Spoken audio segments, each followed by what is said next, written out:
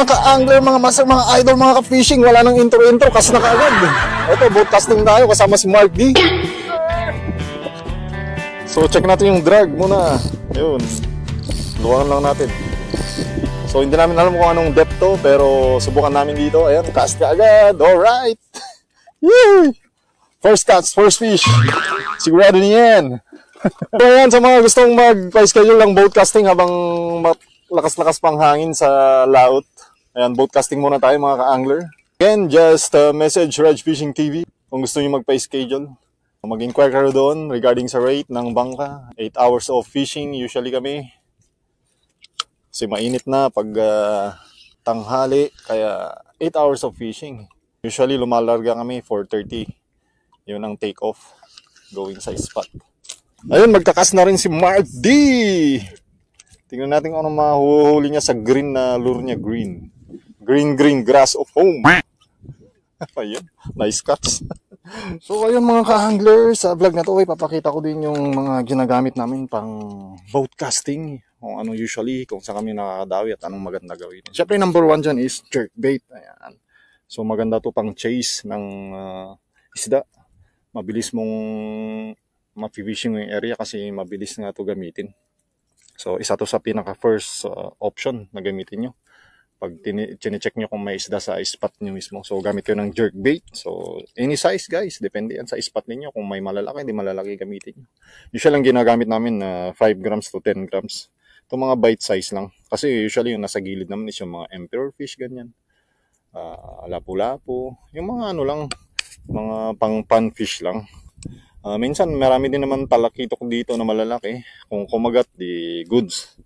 Alright, so yan po ang pinaka first na masuggest ko sa inyo na gamitin nyo. Jerkbait, kahit anong kulay guys. So ngayon yung naka-rig sa akin is itong 5 grams na jerkbait. So masyadong malalim dito kaya magpapalit tayo ng lure. Kasi mabagal lumubog. So ang next na ginagamit namin is eto, metal jigs. Ayan. So yung ginagamit din natin sa laut. Meron din yan para sa gilid. Siyempre, mas magaan yan. Usually, ginagamit ko dito is 20 grams, 10 grams, mga ganyan. So, this time, gamitin muna natin ng 10 grams. Alright, na metal jigs. Ayan, isang hook lang po kasi maliit. Alright. Ayun, first cast. So, yun ang kagandahan ng metal jigs. Isa sa advantage niya is, mas mabilis lumubog, mas malayo ang casting kasi nga slim profile siya. So, kung mas malalim yung pinagbo-broadcastingan nyo, metal jigs gamitin nyo. Para mabilis umilalim, tapos malalaro nyo yung strike zone. Pag jerkbait kasi, medyo matagal. Mas magaan kasi yun. No, barakuda, gisa mo. May nag-ano doon na barakuda guys. So, ayun, lumubog na. 1, 2, 3. Subukan muna natin yung 3 jerks lang. Tapos baba ng rod. 1, 2, 3. Half turn, 4 turn. Ayan.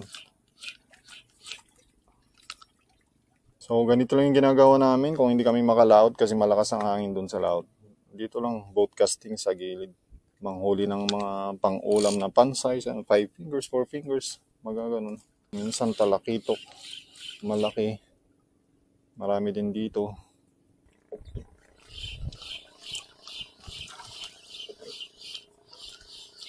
Magre-drift na tayo. Punta tayo sa mas mababaw. So ayun, magre-drift na lang kami mga ka-angler. Punta namin dun sa mas mababaw. Siyempre gamit tayo ng jerkbait kasi dun tayo sa mas mababaw. So ayun mga ka-angler, naka-redrift na kami. So jerkbait yung na pamain natin. Kasi mababaw to, nasa 5 meters. So mamaya ipapakita ko yung isa pang ginagamit ko na lure pag gagamitin natin. Fish on mga ka-angler. Maliit lang to, lapu-lapo. Ayun o, sabi ko na nga ba eh. Lapu-lapong maliit. Ayan guys, ang first catch natin. Lapu-lapo, 3 fingers. Ayan. Masyadong maliit to, i-release natin. Alright, first catch sa ating jerkbait. Ayan o. Uy! Relax! Ay, ayaw mo bang ibalik kita? Ba't ka pumapasok dito? So, ayan. For release, ang huli natin. Ayan. Ang kunin natin yung 4 fingers patas. Uy! Nice. Ano naman guys? Lumulubog pa lang yung jig ko. Ay, yung lure ko. Ayun. Sinalubong. Mukhang malaki-laki to. Uy! Emperor fish. Alright, alright. So, ito yung hanap natin na isda. Ayan o. As you can see, lakas talaga ng laban ng mga to. Kaya gusto kong huliin to eh. Ayan o. Ang emperor fish. Ayan. So, ayun po ang first good size natin. Mga 4. Ayun o. Yee-hee! Alright! Yee-hee! Nakadalawa na tayo. Fish on? Yun o, fish on si Mark D. Back to back kami mga ka-angler. Oh, mukhang malaki na. Emperor fish oh. Yan, tingnan nyo guys. Yun o. Yun o. Tingnan ko, baka may biglang kumagat din sa lure ko. Ano yan? Ang sarap naman ang laban yan. Ano? Papagot? Talakitok? Uy! Yung linya mo! Uy! Nakahuli siya ng tulingan guys! Kaya pala yung laban! Champion! Nakahuli siya ng tulingan, no? Yung nahanap niya sa offshore. Dito niya nahuli. Dito ko nahuli sa boat casting. Yun, no? Nice catch, bro. Ayan, no? Alright, nice catch by Mark D. Ayan, first time kami nakatulingan dito. Ayan, no? Panalo. Yee! Kaya pala iba yung Nice laban. catch. Oops, silang. Malalim na, no? So, napadpad ulit kami sa malalim. At ipapakita ko sa inyo yung isang lure na maganda rin gamitin pag malalim kasi mabilis din lumubog. Kasi ginagamitan yun ng jig head. So, i-retire muna natin si jerkbait natin kasi nakahuli na.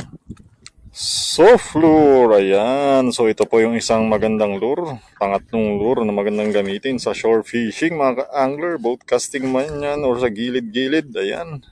So, ito yung anti-zero na tinatawag nila, soft lure. So, gamit ko ngayon is yung curly tail. So, ayan po ang curly tail. And ang kaganda nito, double tail siya. O, tignan nyo, may separation siya. Ayan. So, double yung action, di ba? So, ito yung favorite kong gamitin guys na soft lure. So, meron pang isa, paddle tail swim bait. Ang tinatawag naman doon. So, ipakita ko lang yung difference. Maganda rin gamitin po. Ayan, ito naman yung paddle tail na tinatawag. O, as you can see, dito sa may tail niya parang paddle. So, paddle tail swim bait ang tawag dito. So, ito po yung dalawa na anti-zero na ginagamit ko na soft lure. So, marami pang iba't ibang klase. Pero ito lang yung usually ginagamit ko. Paddle tail at saka curly tail or sea tail. Alright, so gamitin natin yung orange. Mamaya na tong green. So, ayan. Hagis natin. 7 grams yung gamit ko na jig head, guys. Sigurado ang mga nahuli nito, lapo-lapo. Kung ang target nyo, lapo-lapo, mag-soft lure kayo. Saka maganda nito, lumulubog pa lang, may action niya. Kaya sinasalubong ng isda guys. So kahit konting movement lang ng rod mo, talagang kinakagat. Ayan, nasa ilalim na ata. Ayun. So yun ang advantage nito. Ayan. Hindi ka mapapagod retrieve. Basta ang importante nito is always keep contact sa bottom. So gumaganyan yan, tapos yung tail niya na lumalaro. At ayun na nga, another fish. So nag-switch ako ng soft lure kasi wala akong ayan, napadali natin agad to. Maliit lang. I-release natin to. Another red lapu-lapu V-tail. Ayan. I-release natin, maliit. O yun! Fish on guys! Alright. Medyo good size to ah. Mas mabigat to, na lapu-lapu. Bigat na lapu-lapu. Ay hindi, ano to? Uy, mablaki nga. Jumbo na ang pangalan nito. So ayun ang latest catch. Pang-walo na. Pang-walo na pula ito. Jumbo to, malaki. Anong pangalan nito? Ay, honeycomb grouper.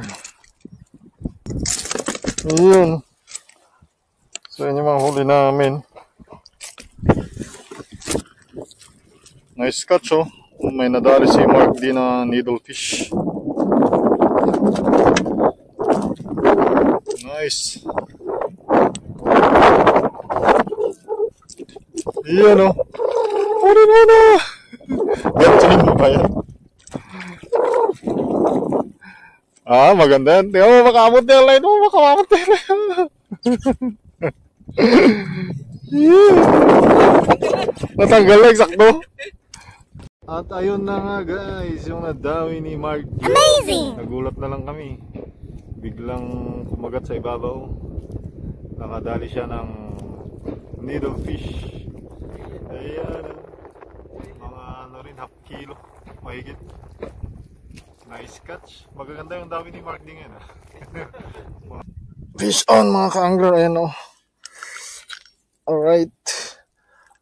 So lumipat kami ng spot dito sa gilid-gilid lang kasi medyo mahangin na doon. Kaya trinay namin dito. Ayan, naka-strike tayo, lapu-lapu. Lapu-lapu pang ano. Uy! Saan yun? Hagisan mo doon. Hagisan mo doon.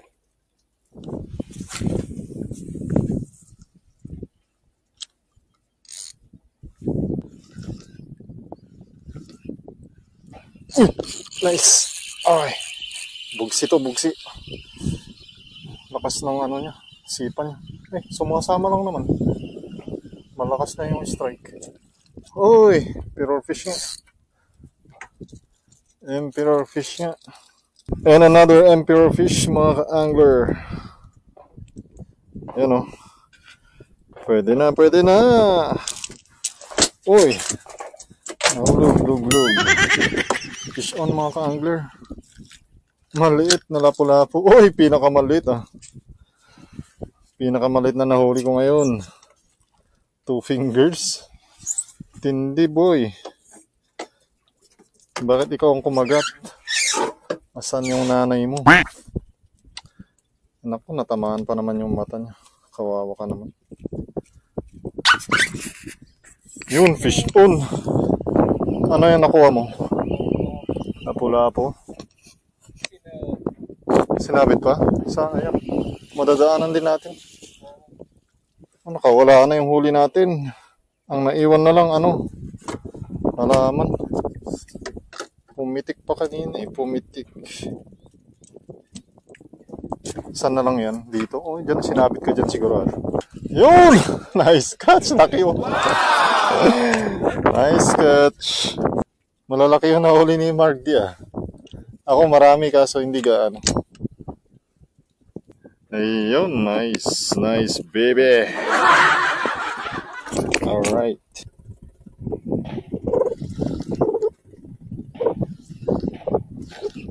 Oh, fish on. Ah, sarap ng hila nun. Uy, kaso maliit. Grabe, mas matapang ito maliit ah.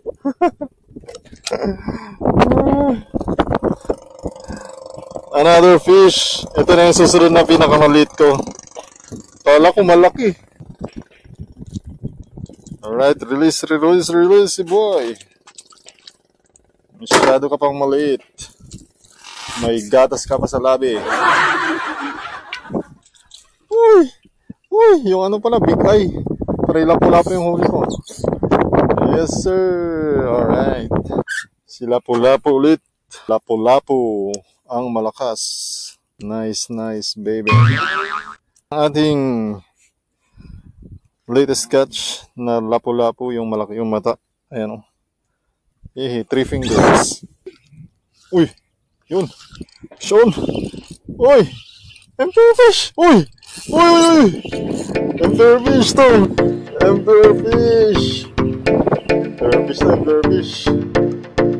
Uy, sumisipay. Uy, sumisipay. Perfect. Uy, rush guys. Rush. Oh, triple kill, rush. Laki, oh. Yes, sir.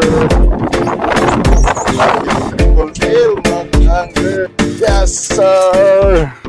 Alright. Laki, 6 fingers.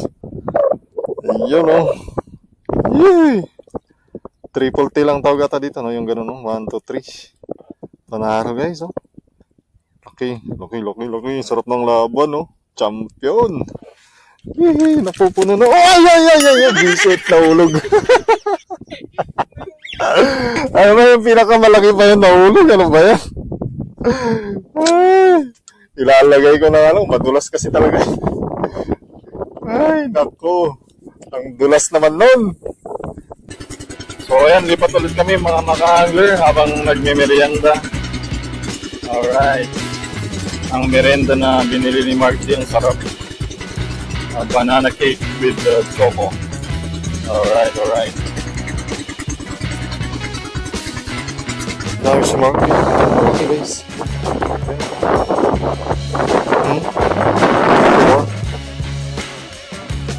Pang-emperor daw guys. Sana tayo kayo. Uy, ras! Nakukuha siya ng ras. O, ganyan din, oh. Yan mo, baka mahulog mo. Papalagyan. Laki, oh. Ganun din. Asawa niya. Siguraduhin mo na yan. Nice catch by Mark D. Amazing! Ay, yung isa naman. Yun, oh. Nice catch. Yan, laki. Ganito rin yung nahuli ko kanina na nakawala. Nahulog kasi. Ayan. Nice. Uy! Ito na. Uy, malakis-laki rin to. Uy! Yay! Yes, sir. Ras ka din. Ay, balagbag na. Bugsi na balagbag. Lakas pa naman. Ay. Malilit yung iniwan sa atin, ano po? So yun yung nahuli natin. Kala ko malaki. Yan pala, 3 fingers. At ayun na nga mga ka-angler, mga ka-fishing, mga master, mga idol. Last spot na kami at kami uuwi na rin kasi goods na rin yung huli namin. So time check tayo mga ka-angler. Ayun, mag-alas 10 na in the morning. So dito yung request ni Mark D na spot daw. Subukan namin dito. Dito sa may bato-bato dito, tapos sa gilid niya malalim. Subukan natin. Alright, kung may mahuli tayo dito. So ayun na mga ka-angler. Mga gustong mag-jigging naman sa laot, ganun pa rin. Just famous. And schedule natin kung maganda ang forecast. Ayun! Last minute! Sasabi ko na nga ba eh. Uy! Ayun o! Ano to? Lapo-lapo pa rin! Ayun na guys, ang last catch natin. Lapo-lapo pa din. Habang tayo nagpapaalam, ayun ang nadawi natin sa ating metal jig. So ayun guys, once again, ang mga lures, jerkbait, soft lure at saka metal jigs. Ayun, kung nagustuhan nyo guys yung video na to, may natutunan kayo, share nyo and like. So kita guys tayo sa susunod na fishing adventure. Until next time, fish be with you!